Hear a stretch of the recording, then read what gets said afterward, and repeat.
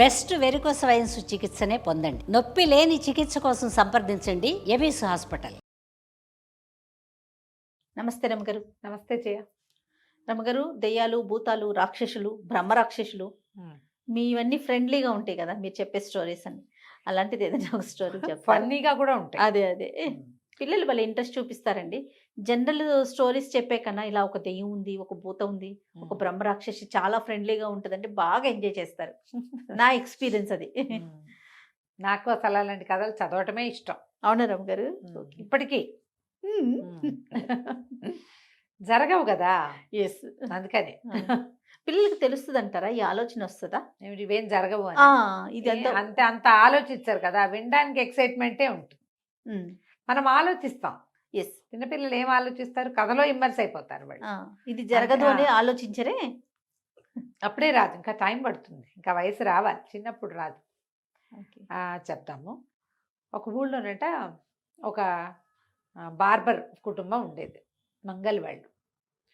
కొంచెం పొలం ఏదో ఉండేది, ఏదో పొలం వ్యవసాయం నడుస్తూ ఉండేది. కానీ ఇతను కుల వృత్తి సరిగ్గా చేసేవాడు కాదు. అమ్మ నాన్న లేడు, అమ్మ భార్య పిల్లలు ఉన్నారు. ఎంతసేపు అతనికి ఏంటంటే కొంచెం తన జుట్టు వాటి మీద ఆసక్తి ఎక్కువ. ఎప్పుడు తన అద్దం చూసుకుని దూకుంటూ ఉండేవాడు, బద్ధకస్తుడు. ఆ పొలం పనులు కూడా ఏదో చేసేవాడు, ఎటాగొట్ట. కులవృత్తి చేసుకుంటూ పొలం చేసుకోవచ్చు, కొంచెం బద్ధకస్తుడు. అయితే ఓసారి ఏమైందట, అమ్మాను భార్య ఇద్దరు కుమ్మక్కయ్యి, తల్లి భార్య అత్తాకోడళ్ళు ఇద్దరు కొట్టినంత పని చేసి, నీ వల్ల వేసం ఎత్తు ఉపయోగం లేదు, ఆ డైలీ పొలం కోతకొచ్చేసింది పొలం, అది కోయించవు, పోనీ ఇక్కడికి వెళ్ళి జుట్టు కత్తిరింపులైనా చెయ్యవు, నువ్వు నీ అంత పనికిమాలిన వాడి నువ్వే, నీ వల్ల మాకు ఉపయోగం లేదు, ఈ పిల్లలు ఎప్పటికి పెరిగి చేతికొస్తారో తెలియకుండా ఉందని నానా తిట్లు తిట్టిపోశారు. ఇదేమిటి, నేను పని చేయకపోతే నేను మనిషిని కానా, వీళ్ళు ఇంతంత మాట అంటున్నారు, నేను లేకపోతే వీళ్ళకి బుద్ధి వస్తుంది, ఇంట్లో నుంచి వెళ్ళిపోదాం అనుకున్నాడు. కానీ ఇంట్లో నుంచి వెళ్ళిపోయేటప్పుడు కట్టుబట్టలతో వెళ్ళిపోయాడు, కానీ అద్దము దువ్వెన మాత్రం పట్టుకుపోయాడు. ఎక్కడైనా మొహం చూసుకోవడానికి అద్దం కావాలి కదా, అద్దం జేబులో పెట్టుకున్నాడు, దువ్వెన కూడా జేబులో పెట్టుకుని వెళ్ళిపోయాడు. వెళ్ళిపోతే ఇది పొద్దున్నే 7-8 గంటల వేళ అయ్యింది. నడుచుకుంటూ ఒక అడవిలోకి పోయాడు. వాళ్ళ ఊళ్ళకి దగ్గరలో అడవులు ఉన్నాయి. ఆ రోజుల్లో ఎలా ఉండేది, ఒక ఊరికి మధ్యలో అడవులు ఉండేవి కదా. అవునవును. సరే వెళ్ళాడు. వెళ్తే అతను ఎప్పుడు అంత అడవి డీప్ లోపల దాకా ఏనాడు వెళ్ళినవాడు కాదు. ఈసారి ఇప్పుడు ఇదివరకు ఏమైంది, బయట ముందే ఏవో కొన్ని పుల్లలు రావడానికి ఎప్పుడైనా వెళ్ళేవాడు, రేరుగా, అలవాటు ఉన్నది కాదు. దాంతో నడిచి వెళ్ళేటప్పుడు అందరూ నడిచే దారిలో నడవాలనే ధ్యాస లేక చెట్ల మధ్యలో నుంచి నీడ కోసం వెళ్ళాడు. ఓకే. మామూలుగా అందరు నడిచే దారి అయితే రోడ్డు, పెద్ద రోడ్డు వెడల్పుగా ఉండి అటు ఇటు చెట్లు ఉంటాయి, అంతే కదా. ఇప్పుడు అటు ఇటు చెట్లు ఉంటే ఏముంది, మధ్యలో ఖాళీ వచ్చేసి ఎండ తగులుతూ ఉంటుంది. ఎండగా ఉందని చెట్ల మధ్యలో నడిస్తే నీడల మధ్యలో నడవచ్చు. నడుచుకుంటూ ఓ పెద్ద మర్రి చెట్టు వైపుకి వెళ్ళాడు. వెళ్ళేసరికి అలా పెర్రి చెట్టు మీద ఒక బ్రహ్మరాక్షసు ఉందట, ఎప్పటి నుంచో తెలియక ఇటు వచ్చే మనుషుల్ని అది పట్టుకునేది. దానికి ఎంత సంతోషం వచ్చిందో, ఈ మధ్యకాలంలో అది మనుషుల్ని తినలా, ఎప్పుడో తిన్నది, చాలాళ్ళు అయిపోయింది. దానికి చాలా ఆనందం వచ్చేసి కూనరాగాలు తీస్తూ కిందకి దిగింది, చెట్టు కిందకి దిగి నాట్యం చేస్తుందట, చప్పట్లు కొడుతూ. ఓకే. నిర్కాంతపోయాడు, అయ్యి బాబు ఇదేమిటిది అని భయం వేసేసింది. కానీ ఏం చేయాలో తెలియలే. అప్పుడు చూసుకున్నాడు, నేను ఎటొచ్చాను అని. మనుషులు నడిచే దారి అటేటో ఉంది, ఇదంతా ఎవరు మనిషి అడుగు కూడా పట్ల, ఇక్కడ జంతువులు వచ్చిన దాఖలాలు కూడా లేవు, చిక్కటి అడవి, పారిపోయే వీల్లేదు. పైగా అది పట్టేసుకుంటుంది, అది చూస్తే ఎంత ఉంది, దాదాపుగా 10 అడుగులు ఎత్తుంది. వీడు ఒక 5.5 ఉంటాడు. 10 అడుగుల ఎత్తు, పెద్ద మొహము, స్త్రీ తెలుస్తోంది. అక్కడి నుంచి అది హాయిగా ఎగురుతూ నాట్యం చేస్తుంటే మెల్లిగా లోపల పనుకున్నాడు. దీన్ని మోసం చేసేనే ఇక్కడి నుంచి తప్పించుకోవాలి అనుకున్నాడు. అనుకుని, ఏమమ్మాయి నువ్వెందుకు నాట్యం చేస్తున్నావు అన్నాడు.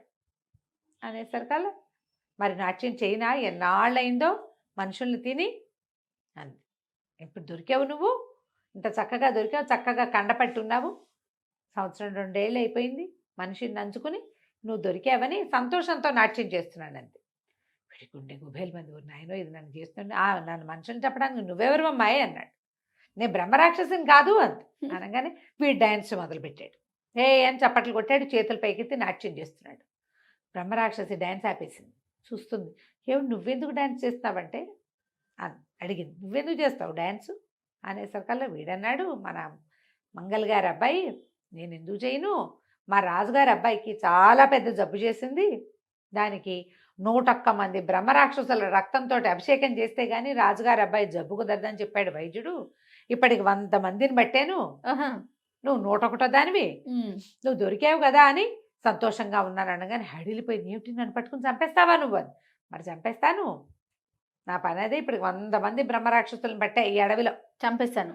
చంపేశాను, వాళ్ళంతా మగవాళ్ళు, ఇప్పుడే మొదటిసారి నేను ఆడదాన్ని చూస్తున్నాను నేను, నువ్వు దొరికేవులే నాకు అన్నాడు. అనేసరికి ఏది చంపు చూస్తాను, చంపడానికి ఏముంది అని జేబులోంచి అర్థం తీశాడు. చూడు, నీ ఆత్మని ఇందులో బంధించా, చూసుకో కావాలంటే, ఆ, నీ ఆత్మని ఇందులో బంధించాను, ఇక నీ శరీరాన్ని బంధించడమే మిగిలేటు లేటు. అని చెప్పి అద్దం చూపించాడు. అది ఆ మాత్రం అద్దం ఉంది. అద్దం చూసింది ఆ బ్రహ్మరాక్షసు, చూసేసరికి ఏముంది, దాని మొహం అందులో కనపడుతుంది. అమ్మో, నేను కాకపోయింది, నన్ను పట్టేస్తావా, చంపేస్తావా, చంపేస్తాను, రాజుగారు వాళ్ళ అబ్బాయికి వైద్యం కుదిరితే అర్ధరాజ్యం ఇచ్చి అమ్మాయి నుంచి పెళ్లి చేస్తామన్నారు, అమ్మాయి చేదా అర్ధరాజ్యం చేదా, ఉమ్.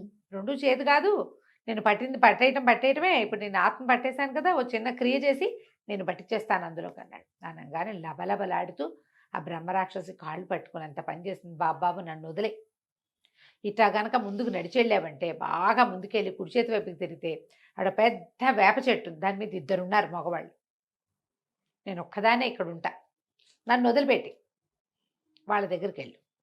ఇదేమంది, మీరు మన కుర్రాడు అన్నాడు మంగళబ్బాయి, అలా ఎలా కుదురుతుంది, రాజుగారు అర్ధరాజ్యం ఇస్తానన్నాడు, అనేసరికి అర్ధరాజ్యం కాకపోతే దానంత డబ్బు నేను నీకు ఇస్తాను నాయనా ఆహా. అంటే, కుర్రాడు అన్నాడు, సరే ఇస్తావు, సరే ఇస్తావు, అవన్నీ నేను ఇంటికెట్టా పట్టుకెళ్తాను అన్నాడు. దాందేముంది, నేనే చేస్తానని ఆ పెద్ద అనే ఒక పెద్ద చెట్టు ఉంటే, ఈ మర్రి చెట్టు పక్కన ఉన్న చెట్టుని ఇట అమాంతం పెకలించేసింది.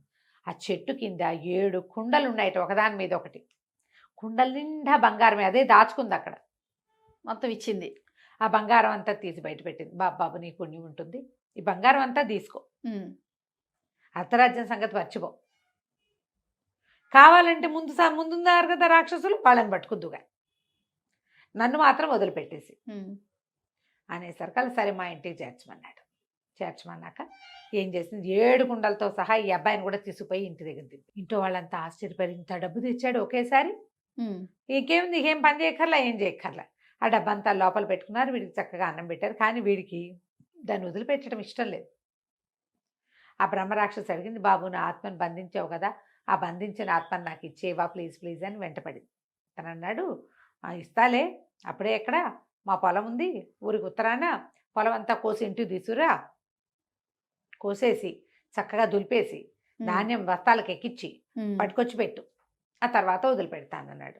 ఇంక ఇదేం చేస్తుంది, అడుగులు అడుగేసుకుంటూ ఉత్తరం వైపుకి నడుచుకుంటూ పోయింది. అక్కడ ధాన్యం అంతా కోసేసింది, పనాలు పట్టుకొని కొడుతోంది, ధాన్యం కొట్టుకుంటోంది కూర్చుని. అయితే ఏమైంది, ఆ 2 అవతల ఎక్కడో వేప చెట్టు మీద 2 ఉన్నారని చెప్పింది కదా, అందులో ఒకడు ఆ వ్యాఖ్యాళ్ళకి వెళ్తూ దీన్ని చూశాడు. ఓహో, ఏమిటి వెరిమొహల్లాగా ధాన్యం కొట్టుకుంటున్నావు నువ్వు, మనం ఈ పనులన్నీ చేయకూడదు, ఇవన్నీ మనుషులు పిచ్చి వెధవలు, వాళ్ళు చేస్తారు, మనకేం పని, ఎవడో ఒకటి ఇది కొడుతున్నమాట ఒకటి విరుచుకుని తినేయాలి, కానీ ఇట్లాంటి పిచ్చి పిచ్చి పనులు చేస్తున్నావంటే, ఇది లబో దీపమని మొత్తుకుని నేనేం చేయను, నా ఆత్మని బంధించాడు ఒకడు, సనగా ఎట్లా ఉంటాడు, సనగా పట్టుగా ఇంత ఉంటాడు, నిన్నెట్టా బంధిస్తాడు వాడంటాడు. రెండోవాడు, సంపదంతా ఇచ్చేశాను, ఇదిగో ఈ పొలం కొట్టి తీసుకురమ్మన్నాడు, చాలా శక్తిమంతుడు అనేసరికల్లా ఈ 2వ బ్రహ్మరాక్షసుడు అన్నాడు, నీ మొహల్లా ఉంది, వాళ్ళని మనం కంట్రోల్ చేయొచ్చు,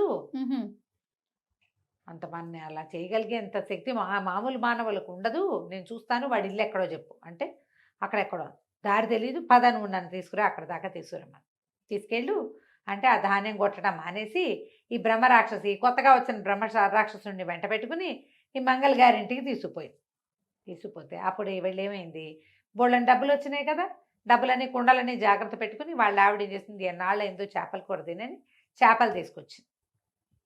చేపలు తీసుకొస్తే సరే కూర వండటానికి చేపలు కడిగి పెట్టుకుని, ఏదో ఉప్పులో ఊరబెట్టడమో ఏదో మజ్జిగ రాయటమో పెరుగు రాయటమో చేస్తారు కదా, ఓ పిల్లి వచ్చి ఆ చేపలు కొరికేసేసరికల్లా ఈవిడేం చేసింది, పిల్లిని మళ్ళీ ఇంట్లోకి వస్తే దొంగ పిల్లి, దీని మొహం పగలగొడతాను, దీని సంగతి చెప్తానని ఏం చేసింది, దొడ్డు వైపు నుంచి కిటికీ ఒకటి తెరిచిపెట్టి ఆ కిటికీ పక్కన నిలబడింది. ఈ బ్రహ్మరాక్షసులు ఇద్దరు వస్తున్నారు కదా, రాక్షసేమో ఆ గుమ్మం చూపించి ఇదిగో ఇదే వాళ్ళ ఇల్లు అంటే వాకిలి గుమ్మం వేసు. వెనకాల నుంచి వెళ్తే కనపడతారని ఆ బ్రహ్మరాక్షసుని యువతల నుంచి పెట్టి ఈ కొత్తగా వచ్చిన రాక్షసుడు ఉన్నాడు కదా, వీడిటి నుంచి ఇటా తిరిగి దొడ్డి వైపుకి వెళ్ళాడు. పెరటి గుమ్మం వేసేసి ఉంది, కాకపోతే కిటికీ కనపడుతోంది కదా, కిటికీ పిల్లి కోసం తెరవబడి ఉంది. ఆ కిటికీలోంచి ఇటా మొహం లోపలికి పెట్టింది. అప్పుడు ఈవిడేం చేసింది, ఆవిడ ఈ చేపలను కొరికేసింది కదా పిల్లి, వచ్చినప్పుడు ఈసారి దాని ముక్కు పగలగొట్టైనా సరే మళ్ళీ రానివ్వకుండా చేయాలి. పిల్లిని ఎలా బెదిరించాలంటే సన్నటి చువ్వలు పెట్టుకుంటారు. చీపురు పుల్ల ఉంటుంది చూడు, కొబ్బరి పుల్ల, దాంతో కొట్టిన చురుకు తగులుతుంది, అది మళ్ళీ రాదు. ఓహో, ఊళ్ళల్లో చేస్తారు అట్లా, ఓకే. కొట్టాలి, దానికి దెబ్బ తగలాలి. ఈవిడేం చేసింది, చేతికి చీపురు పుల్ల ఏమి అందక ఈ చేపలు కోయటానికి ఇంత పొడు కత్తోటి పెట్టుకుంది. అయ్యో రామ. ఆ కత్తి పుచ్చుకుని కిటికీ పక్కన ఉంచుంది. ఈ బ్రహ్మరాక్షసుడు ఏం చేశాడు, మొహం ఇట్లా ముందుకు పెట్టేసరికల్లా కొంచెం కను చీకటిగా ఉంది, తలుపులు వేసేస్తున్నాయి ఫ్రంట్ది బ్యాక్ది. ఆ లోపలికి మొహం పెడుతుంటే తళుక్కుమన్నాయి దాని కళ్ళు, పిల్లి కళ్ళు మెరుస్తాయి కదా, పిల్లి కళ్ళు మెరుస్తూ ఉంటాయి. ఈవిడేమనుకుంది, ఈ పిల్లే వచ్చిందనుకుని ఆ కత్తి వేసి ఫ్యాట్మని కొట్టేసరికల్లా బ్రహ్మరాక్షసుని ముక్కు చితికిపోయింది. పెద్ద కేక పెట్టి పరుగు. వాళ్ళు ఇప్పుడు చూడు, ఒక బ్రహ్మరాక్షసి ఆత్మని బిగించేశాడు వాడు, ముక్కు పగల కొట్టేసేది వాళ్ళ ఆవిడ. అంతే, ఇక ఒకటే పరుగు. అది పరిగెత్తంగానే అక్కడ నిలబడింది వీధి మొగదల్లో. ఈవిడు మన ఫ్రెండ్ వీరాధవీరుడు ఏదో చేస్తాడని చూస్తోంది. ఎప్పుడైతే ముక్కు నుంచి నెత్తురు గారుతూ వాడు పరిగెత్తాడో ఈ బ్రహ్మరాక్షసు వెంటనే వెనక్కి పరిగెత్తేసింది. ఓ నాయనో, మన యజమాని చాలా పవర్ఫుల్ వాడు, మన ఫ్రెండ్ నన్నేమో బంధించాడు, మన ఫ్రెండ్కి ఏమో ముక్కు పగల కొట్టారు, ఇక పని చేయకపోతే వాడు ఏం చేస్తాడో అని పరిగెత్తుకుంటూ పోయి ధాన్యం అంతా కొట్టేసి గబగబా బస్తాలకు ఎక్కించేసి ఓ 50 బస్తాల ధాన్యం తీసుకొచ్చి వాకిట్లో తిప్పేసి, ఏమి ఆజ్ఞ ప్రభు అనుకుంటూ, ఎప్పుడైనా అవసరమైతే పిలుస్తాను పని చేయదు కానీ వెళ్ళిపోమన్నాడు. నా ఆత్మని నాకు ఇచ్చేయమంటే సరే ఆత్మని పగలగొట్టి చూపించాడు. ఇదిగో నీ ఆత్మ లేదు ఇందులో, పగిలిపోయింది ఇది, నీ ఆత్మని నేను వదిలిపెట్టేసా, నువ్వు మళ్ళీ ఈ ఊరు దరిదాపులుగా దాకా రావద్దు, చెట్టు మీద ఉంటే చెట్టు మీదే ఉండాలి, మనుషుల జోలికి రాకూడదని చెప్పి దాన్ని పంపించేసాడు. హాయిగా వీళ్ళ దగ్గర చేరిన 7 కుండల డబ్బంతోటి బంగారం వచ్చింది కదా, బంగారు కాసులతోటి బోళ్ళంత పొలం కొనుక్కుని జీవితాంతం బద్ధకంగా ఉన్నా సరే అతనికి సాగిపోయేలాగా అయిందనమాట కథ కంచికి. మనం బాగుంది రమ్మగారు, తమాషా కథ. నమస్తే. నమస్తే జయ.